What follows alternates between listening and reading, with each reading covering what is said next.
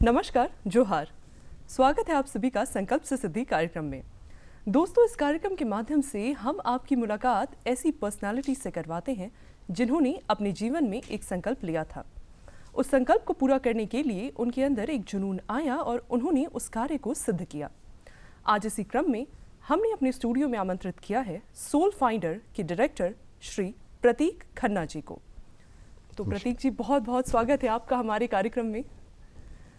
प्रतीक जी, पहले तो आप हमें सोल फाइंडर के कंसेप्ट के बारे में कुछ बताएं कि हमने सुना है कि सोल फाइंडर जो है वो टेक्नोलॉजी की मदद से, एडवांस टेक्नोलॉजी की मदद से लोगों की काफ़ी हद तक मदद करता है और काफ़ी फील्ड्स में मदद करता है।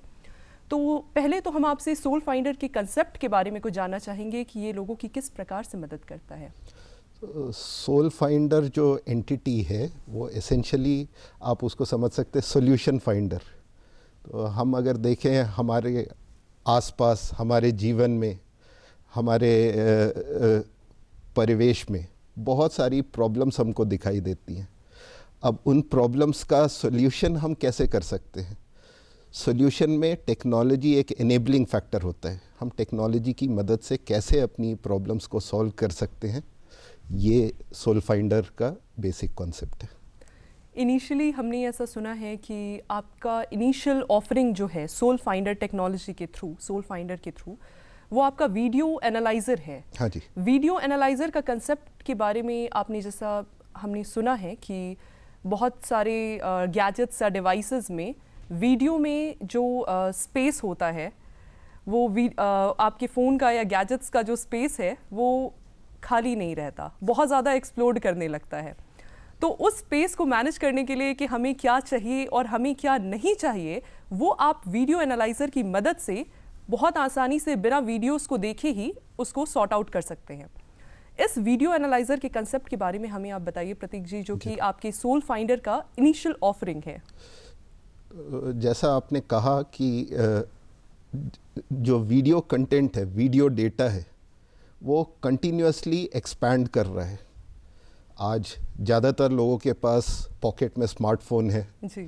सीसीटीवी कैमरा सब जगह लगे हुए हैं, सब वीडियो कैप्चर कर रहे हैं, वीडियो स्टोर कर रहे हैं। तो कैप्चर और स्टोर तो हमने कर लिया, लेकिन उसको कब तक रखेंगे, कब उसको आर्काइव करना है, कितना कंटेंट हमको अपने पास रिटेन करना है, ये एक थोड़ा सा प्रॉब्लमैटिक टास्क हो जाता है। अब इस प्रॉब्लम को कैसे सॉल्व करना है? अगर हम चाहें कि हम हर एक वीडियो को खोल के देखें ये मेरे काम का है कि नहीं, इसमें से क्या मेरे काम का है, तो ये बहुत मुश्किल काम है, प्रैक्टिकली इम्पॉसिबल है। तो यहाँ हम टेक्नोलॉजी की मदद से बिना वीडियो को खोले जो वीडियो में हमारा रिक्वायरमेंट है वो स्पेसिफाई करके हम वीडियो कंटेंट को डायरेक्टली एनालाइज करते हैं और उसका एक रिपोर्ट जनरेट करते हैं कि ये जो पर्टिकुलर वीडियो फाइल्स हैं इसमें डेटा हमारे आगे के यूज़ का है और उन वीडियो कंटेंट को हम अपने पास रिटेन कर सकते हैं, बाकी सब हम आर्काइव कर सकते हैं या डिलीट कर सकते हैं। तो एसेंशियली वीडियो फाइल्स काफ़ी बड़ी होती हैं, उन फाइल्स को हमको प्रॉपरली मैनेज करना होता है ताकि हम अपने स्टोरेज को ऑप्टिमली यूटिलाइज कर सकें। कोई एक ऐसा एग्जाम्पल दीजिए प्रतीक जी, जैसे कि मान लीजिए मैंने एक पेट रखा है, तो बहुत सारे वीडियोस हैं, लेकिन उन वीडियोस में से मुझे ये चाहिए कि किस किस वीडियो में मेरा पेट है, मेरे पेट का इमेज है या मेरे पेट का वीडियो है, तो वो बिना देखे मैं कैसे उसको मतलब फाइंड कर सकती हूँ? कोई भी आप एग्जाम्पल दे सकते हैं। अच्छा एग्जाम्पल दिया है आपने, तो उसमें मान लीजिए कि आपने कई वीडियो शूट किए पिछले 1 साल के दौरान, आपने कई वीडियो शूट किए, कुछ वीडियोज़ में आपके पेट हैं, कुछ में नहीं है। अब आपको चेक करना है कि आपके कौन से वीडियोस में आपके पेट हैं, वो आपके लिए रेलेवेंट है, वो आप रखना चाहते हैं। तो आप इस प्रोडक्ट की मदद से अपने जो वीडियो स्टोरेज आर्काइव्स हैं उनको स्कैन कर सकते हैं और उसमें अपने पेट की मतलब पेट की फ़ोटो के बेसिस पे आप चेक कर सकते हैं कि वो पर्टिकुलर पेट किन किन वीडियोस में कहाँ कहाँ आता है और वो आपको बताएगा कि ये वीडियोस आपके लिए रेलेवेंट है, इनमें आपका पेट आता है, इस टाइम स्लॉट पे आता है, इस फ्रेम नंबर पे आता है। और तो जिन वीडियो कंटेंट में आपका पेट आता है वो आपके लिए रेलेवेंट है, आप उनको रख सकते हैं, बाकी सब आपके लिए रेलेवेंट मतलब आपकी सॉफ्टवेयर की मदद से वो डायरेक्टली सॉफ्टवेयर दर्शा देता है कि ये वीडियोस आपके काम के हैं और बाकी सारे काम के नहीं हैं, तो उन वीडियोस को आप रिटेन करके डायरेक्टली सॉफ्टवेयर में ही बाकी सबको डिलीट कर सकते हैं। बिल्कुल। ओके, अगर कस्टमर्स इस फैसिलिटी का लाभ उठाना चाहेंगे तो उनको क्या कॉस्ट पे करना पड़ता है यूजुअली? वो डायरेक्टली कांटेक्ट कर सकते हैं। वो डिपेंड करता है आपके वीडियो आर्काइव, मतलब कितना आपका वीडियो कंटेंट है, उसके बेसिस पे उनको पर्टिकुलर कोड दे दिया जाता है। ओके प्रतीक जी, अगर हम बात करें आपकी स्टार्टअप स्टोरी की, तो कब आपके माइंड में ये आया कि आपको सोल फाइंडर स्टार्ट करना है या सोल फाइंडर जैसी किसी एप्लीकेशन की ज़रूरत है लोगों को? अपने बारे में थोड़ा सा बताएं कि कब आपने इसके पहले जॉब किया है और जॉब करते करते कब आपको अपने माइंड में ये चीज़ आई कि आपने सोल फाइंडर की खोज की है? तो जैसा आपने बताया, हमने कई साल इंडस्ट्री में काम किया है। उसी दौरान एक प्रोग्राम हमने अटेंड किया था स्टार्टअप इंडिया का जी। तो उस समय पहली बार ये कॉन्सेप्ट मेरे को पता चला कि ऐसा कुछ भी होता है, ऐसा कुछ भी किया जा सकता है।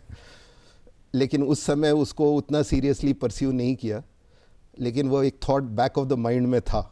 और वैसे भी जब आप जॉब में होते हैं तो ज़्यादा ऑप्शंस नहीं हो पाते कि आप सामने टेक्नोलॉजीज़ देखते हुए भी उसका ज़्यादा उपयोग कर सकें। हाँ जी।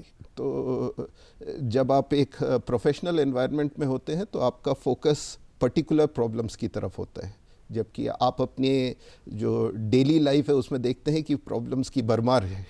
अब आप उसमें कैसे कंट्रीब्यूट कर सकते हैं, तो वो कंट्रीब्यूशन के लिए इस टाइप का वेंचर मेरे को एक अप्रोप्रिएट मीडियम लगा कि इसमें आप एक जो भी आप कंट्रीब्यूशन करना चाहते हैं, जो भी आपकी कैपेसिटी है, जो भी कैपेसिटी आप बिल्ड करना चाहते हैं, वो आप इसके थ्रू एक अच्छे तरीके से कर सकते हैं।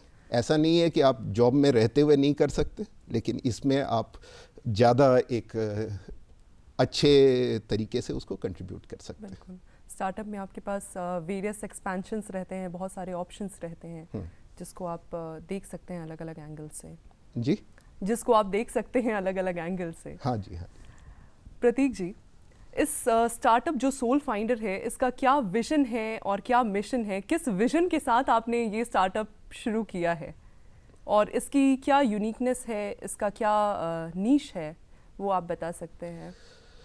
तो हमारा ऑब्जेक्टिव है टेक्नोलॉजी की मदद से, टेक्नोलॉजी में भी पर्टिकुलरली इमर्जिंग टेक्नोलॉजी की मदद से जो भी हमारी प्रॉब्लम्स हम इनकाउंटर करते हैं at a personal level, at a societal level, at a national level, at a global level, हम उसको कैसे एड्रेस कर सकते हैं, उसमें कैसे अपना कंट्रीब्यूशन दे सकते हैं।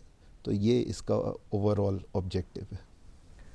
इंटरनेट ऑफ थिंग्स के बारे में भी हमने सुना है आपके सोल फाइंडर की एक ऑफरिंग प्रोडक्ट के रूप में, तो ये इंटरनेट ऑफ थिंग्स क्या है सोल फाइंडर का, इसके बारे में आप हमें बताएं और कैसे ये लोगों की हेल्प करता है?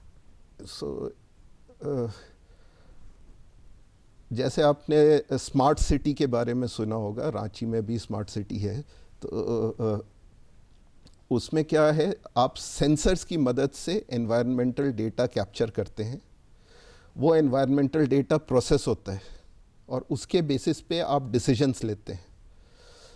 एक बहुत सिंपल एग्जांपल, आपकी फ्लड लाइट, स्ट्रीट लाइट्स लगी हुई हैं, वो स्ट्रीट लाइट्स आप तब जलाना चाहते हैं जब आपकी जो एम्बिएंट ल्यूमिनोसिटी है बाहर, वो एक पर्टिकुलर लेवल से कम हो जाए। तो ये आपका एक ल्यूमिनोसिटी सेंसर ये डेटा कैप्चर करेगा और जब वो वैल्यू एक पर्टिकुलर लेवल से नीचे चली जाएगी तब आप चाहते हैं कि स्ट्रीट लाइट ऑटोमेटिकली ऑन हो जाए। तो ये इस टाइप के एप्लीकेशंस इंटरनेट ऑफ थिंग्स के थ्रू डेवलप होते हैं। तो इसमें जो हमारी ऑफरिंग है वो internet of things application development framework है। तो इसकी मदद से आप इस टाइप के इंटरनेट ऑफ थिंग्स एप्लीकेशंस काफ़ी तेज़ी से डेवलप कर सकते हैं। तो ये आपको एक विजुअल इंटरफेस देता है इस टाइप के एप्लीकेशन बनाने के लिए। आपके स्टार्टअप की यूनिकनेस क्या है? थोड़ा हमें अपनी स्टार्टअप की यूनिकनेस के बारे में बताएं।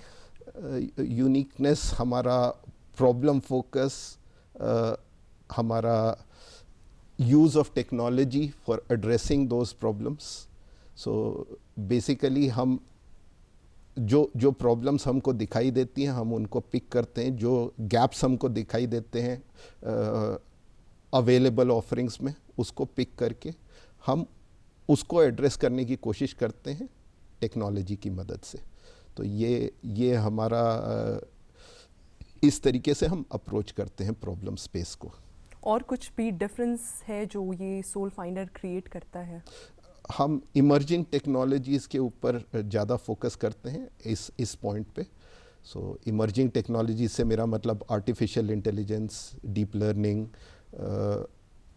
Internet of things, virtual reality, over a period of time, अभी तो नहीं लेकिन over a period of time quantum computing जैसे वो विकसित होता है।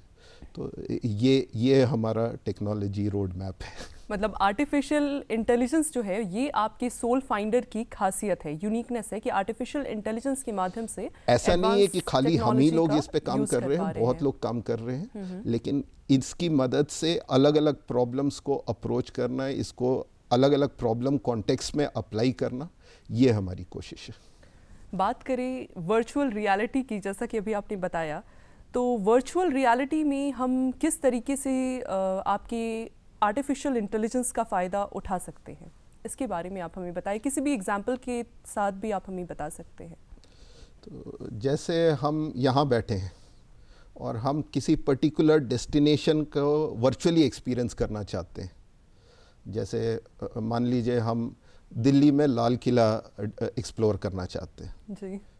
तो हम तो यहाँ बैठे हैं, लाल किला तो इधर है नहीं, उसके लिए या तो हमको दिल्ली जाना पड़ेगा या फिर हमको कोई और मैकेनिज़्म यूज़ करना पड़ेगा। तो वो कोई और मैकेनिज़्म वर्चुअल रियलिटी का है, जहाँ आप एक वर्चुअल रियलिटी हेडसेट की मदद से आप ऐसा महसूस कर सकते हैं कि आप लाल किले के अंदर हैं। फिर आप लाल किले के अंदर नेविगेट कर सकते हैं। आप लेफ़्ट देखेंगे तो आपको लेफ़्ट दिखाई देगा क्या है उधर। मतलब यहाँ से बैठे बैठे अगर मैं जाऊँ आप पूरा उसका एक्सपीरियंस ले सकते हैं, तो मैं कर सकती हूँ। कैसे, थोड़ा और विस्तार से बताइए इसके बारे में। तो वो उसके एप्लीकेशंस डेवलप होते हैं वर्चुअल रियलिटी के, उसमें आपका एक 360 डिग्री व्यू क्रिएट होता है। 360 डिग्री नेविगेशन उसमें उसकी पॉसिबिलिटी क्रिएट होती है। और जैसे जैसे आपका हेड मूवमेंट होता है, जैसे जैसे आपके जेस्चर्स होते हैं, उसके बेसिस पे वो आपका सीन अपडेट करता है। तो क्या किसी और पर्सन को भी वहाँ पर मौजूद होने की ज़रूरत है? नहीं। बिना किसी पर्सन के बिना किसी पर्सन के यहाँ बैठे बैठे आप दुनिया की कोई भी चीज़ एक्सप्लोर करना चाहें, और ये सिर्फ बाहर की चीज़ नहीं, आप चाहें अपने हमारी बॉडी में बहुत सारे सेल्स हैं, सेल्स तो हमको दिखाई देते नहीं, लेकिन अगर आप चाहें ये समझना, तो ये एजुकेशनल पॉइंट ऑफ व्यू से है कि हमारी सेल के अंदर क्या है, कैसे काम होता है। तो वो आप यहाँ बैठे बैठे आप ऐसा कर सकते हैं कि आप सेल के अंदर हैं। अब सेल के अंदर क्या हो रहा है, उसके अंदर आपका न्यूक्लियस है, उसके अंदर अलग अलग कंपोनेंट्स हैं, उनके बीच में इंटरेक्शन कैसे हो रहा है, आपको ऐसा लगेगा कि आप वहीं पे हैं। तो उससे क्या होता है, आपको समझने में बहुत आसानी हो जाती है कि कैसे चीज़ें काम करती हैं। अपनी बॉडी की भी चीज़ों को देख सकते हैं। हाँ जी। तो ये कैसे इवॉल्व हुआ, पहले हम लोग इमेजेस से काम करते थे, इमेजेस 2 डायमेंशनल होती हैं, फिर हम वीडियो में आए, वीडियो में हम अलग अलग उसमें वो आपका एक कंटिन्यूसली प्रोग्रेसिंग इमेज है जिसमें आपके मूवमेंट्स कैप्चर होते हैं। अब उसके बाद ये नेक्स्ट लेवल ऑफ इवोल्यूशन है कि आप ना सिर्फ एक वीडियो कैप्चर कर रहे हैं, आप उसके साथ जेस्चर रिलेटेड इंटरेक्शंस भी कैप्चर कर रहे हैं। तो ये बेसिकली टेक्नोलॉजी प्रोग्रेशन है। मतलब सोल फाइंडर की मदद से हम अपने अंदर के छोटे से छोटे सेल्स से लेकर बाहर की दूर दराज चीज़ों जैसे लाल किला, ताजमहल या दुनिया भर की किसी भी प्लेस को यहीं बैठे बैठे आर्टिफिशियल इंटेलिजेंस की मदद से एक्सप्लोर कर सकते हैं। जी राइट। बात करें अगर हम सोलर ट्रांसफॉर्मेशन की, तो सोलर ट्रांसफॉर्मेशन भी एक पार्ट है हमारे सोल फाइंडर का। सोलर ट्रांसफॉर्मेशन की हेल्प से कैसे सभी वर्ग के लोगों के जो घर हैं, हाउस होल्ड्स हैं, उनको मदद मिल पा रही है, इसके बारे में आप हमें थोड़ा सा बताएं।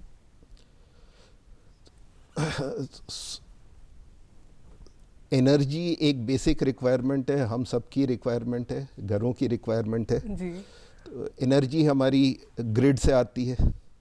ग्रिड की एनर्जी क्रिएट होती है कोल से, फॉसिल फ्यूल से।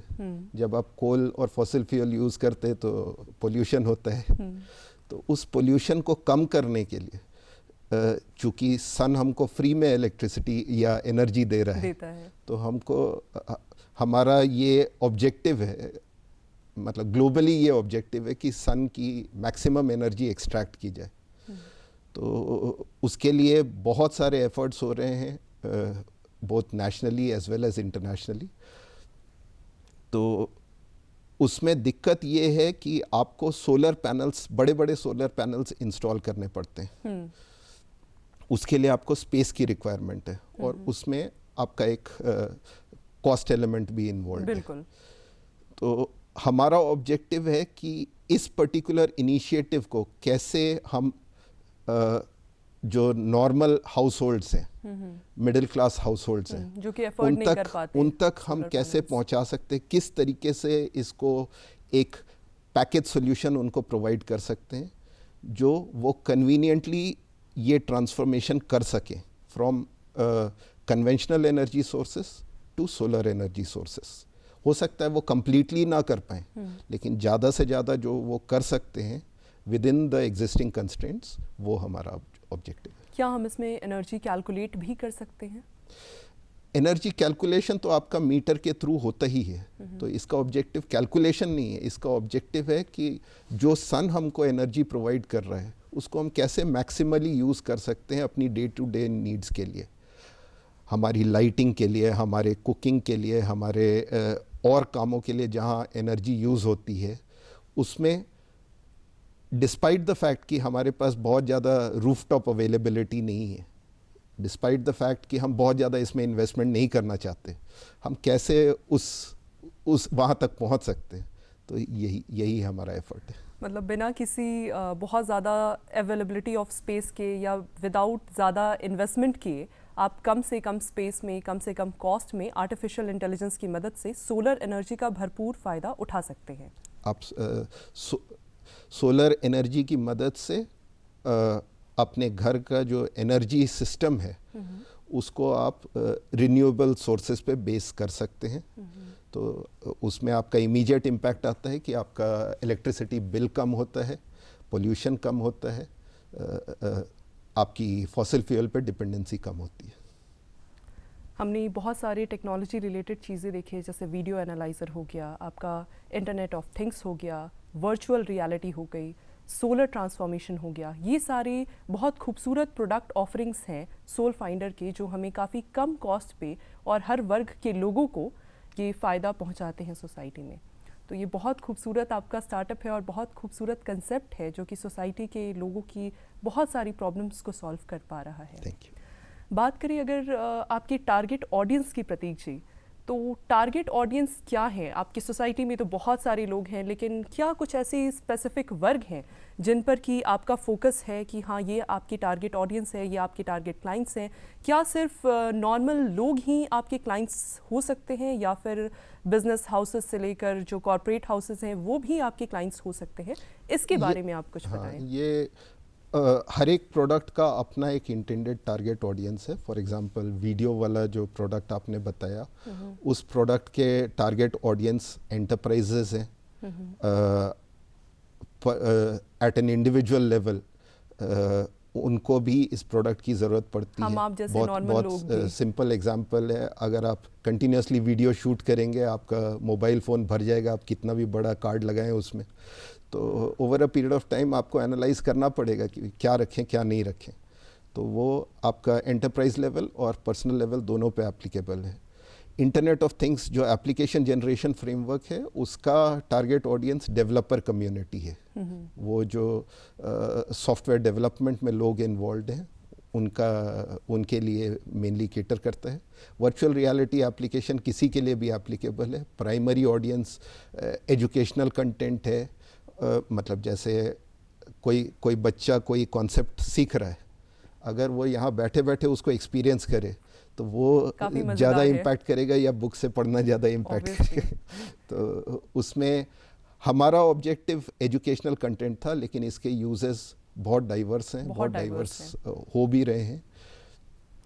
और साथ ही साथ अगर हम यहाँ से बैठे बैठे बिना ट्रैवलिंग किए अपना खर्च बचाकर दुनिया भर की चीज़ों को एक्सप्लोर करना चाहते हैं, तो वो सोल फाइंडर के आर्टिफिशियल इंटेलिजेंस की हेल्प से वो कर पाना हमारे लिए पॉसिबल है। नेक्स्ट, आपका सोलर ट्रांसफॉर्मेशन किस ग्रुप को केटर, सोलर ट्रांसफॉर्मेशन किस ग्रुप को केटर कर रहा है? हाँ जी, तो वो एक बहुत इम्पोर्टेंट रिक्वायरमेंट है, जहाँ हम सब चाहते हैं कि हम सोलर एनर्जी का मैक्सिमम यूटिलाइजेशन कर सकें। उसमें जो बॉटलनेक्स आ रहे हैं, उन बॉटलनेक्स को कैसे रिजॉल्व किया जाए जिससे ज़्यादा से ज़्यादा लोग सूर्य भगवान की कृपा का फ़ायदा ले सकें।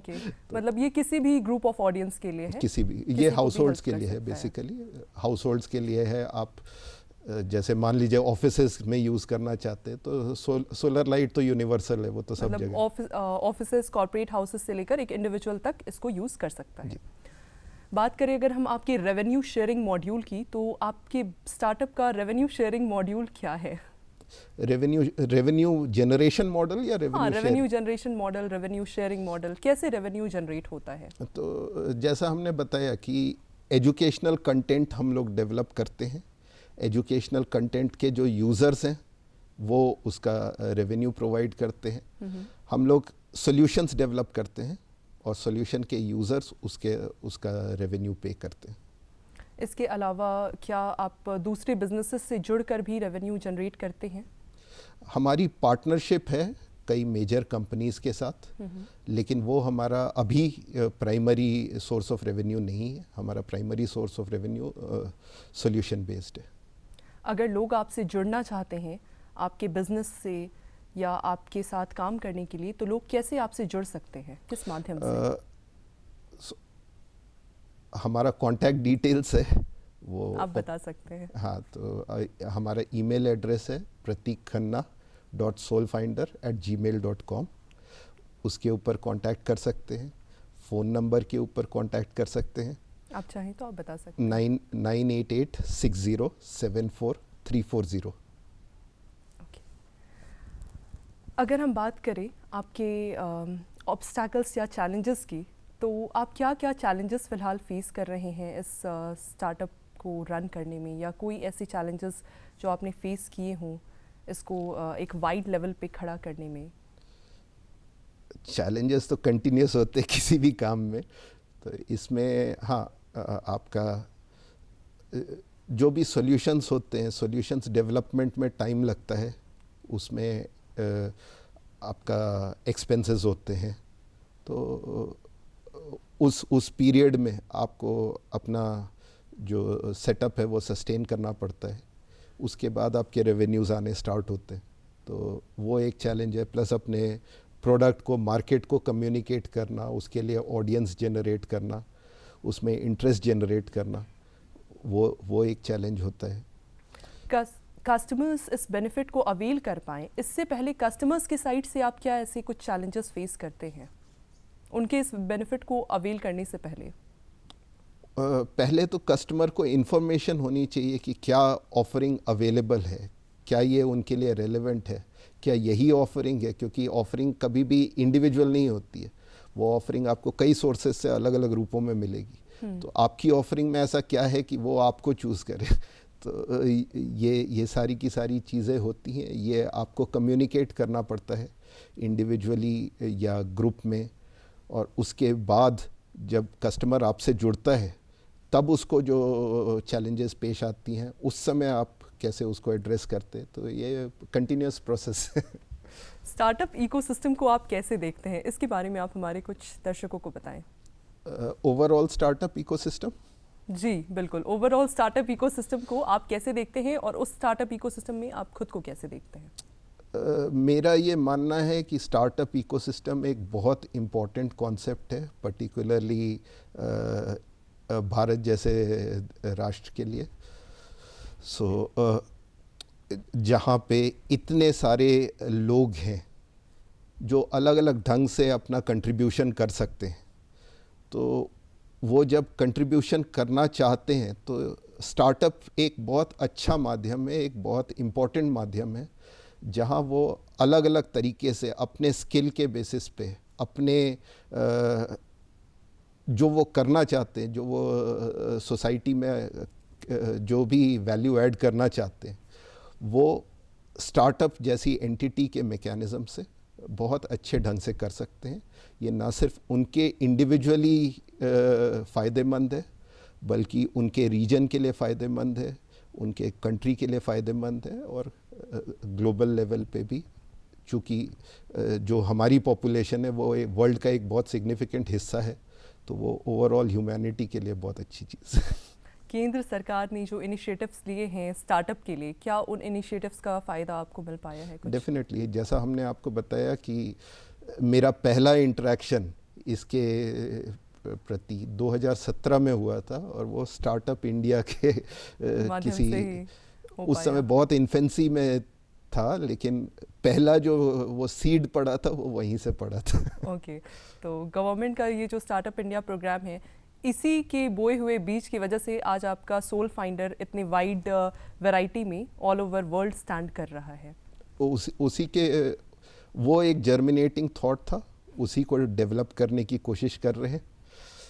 कंटिन्यूस जर्नी है, चल रही है। अभी तक तो आप यहाँ तक आ चुके हैं, अब इसके आगे और कहाँ जाना है? आपका नेक्स्ट वे फॉरवर्ड विजन क्या है जो आप हमारे दर्शकों से साझा करना चाहेंगे सोल फाइंडर को लेकर? जैसा हमने बताया, सोल फाइंडर का मतलब है सॉल्यूशन फाइंडर। सॉल्यूशन मतलब हम प्रॉब्लम को सॉल्व करने की कोशिश कर रहे हैं। प्रॉब्लम आज आप एक सॉल्व करते, कल दूसरी पैदा हो जाती है, तो वो अब दूसरी प्रॉब्लम को सॉल्व करेंगे। तो ये, और दूसरी चीज़, हम प्रॉब्लम को सॉल्व कैसे कर रहे हैं? हम टेक्नोलॉजी से सॉल्व कर रहे हैं। टेक्नोलॉजी स्टैटिक नहीं है, टेक्नोलॉजी कंटिन्यूसली डेवलप करती है। आज हम एक तरीके से, आज से कुछ साल पहले वीडियो एक बहुत इनोवेटिव टेक्नोलॉजी थी, आज हम वर्चुअल रियलिटी पे काम कर रहे हैं, कल कुछ और इसका डेवलपमेंट होगा। तो टेक्नोलॉजी बढ़ती रहेगी, प्रॉब्लम्स को सॉल्व करने के तरीके चेंज होते रहेंगे टेक्नोलॉजी को यूज़ करके, और इसी में हम सोल फाइंडर का रोल देखते हैं। मतलब जैसे जैसे नई नई प्रॉब्लम्स बढ़ती चली जाएंगी, आर्टिफिशियल इंटेलिजेंस और सोल फाइंडर की मदद से कैसे उन प्रॉब्लम्स का सलूशन ढूंढा जा सकता है, इस पे आप और भी आगे काम करते जा रहे हैं। अगर हम बात करें किसी नए स्टार्टअप की, कोई भी ऐसा बंदा या कोई भी ऐसा पर्सन जो कोई नया स्टार्टअप खोलना चाहता है या स्टार्ट करना चाहता है, तो उसके लिए आपकी क्या सलाह है?